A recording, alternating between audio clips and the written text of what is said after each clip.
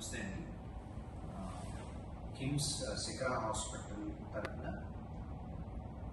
నేను డాక్టర్ విష్ణు అండి, డాక్టర్ ప్రతాప్, నేను గ్యాస్ట్రెంట్రాలజీ డిపార్ట్మెంట్ నుంచి, తర్వాత మనకి డాక్టర్ ప్రసన్న గారు, మేమందరం hepatology gastroenterology, doctor Sharath nephrology and doctor Bharath critical care division నుంచి ఈ టాపిక్ చెప్తున్నాను. మనకి పోయిన వారం ఒక 23 ఏళ్ల యువతి ఒక ఎలకల మందు తీసుకోవడం జరిగింది.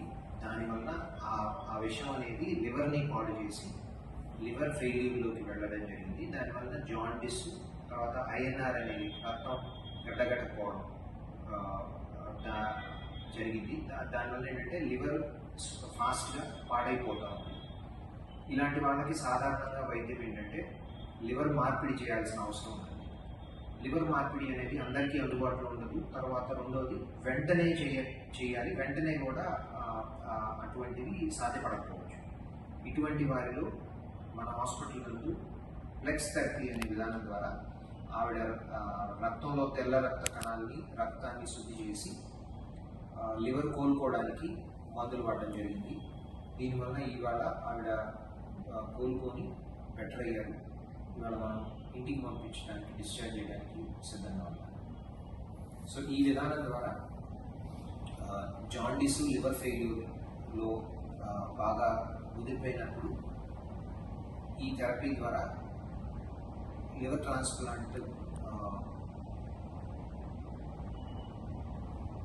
ట్రాన్స్ప్లాంట్ అవకాశాలు లేని వారికి ఈ వైద్యం ద్వారా మనం వారిని కాపాడవచ్చు.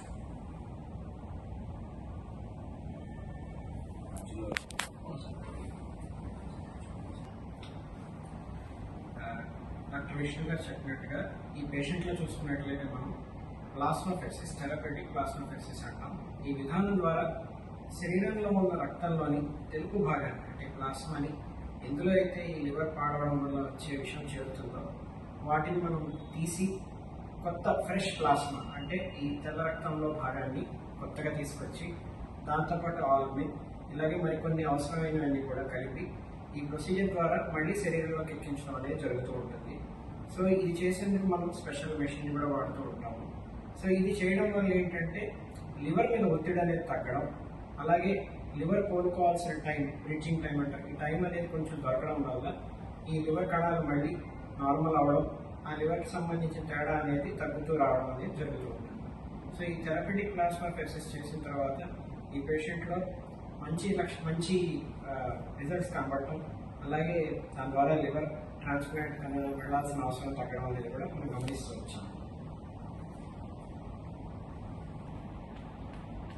థెరపటిక్ ప్లాస్మాఫెరెసిస్ అనే ఏదైతే మనం ప్రొసీజర్ గురించి మనం మాట్లాడుకుంటున్నామో అది ఇలాంటి వ్యాధులనే కాకుండా ఇప్పుడు వచ్చిన జీబీఎస్ అనే ఏదైతే ఇబ్బంది,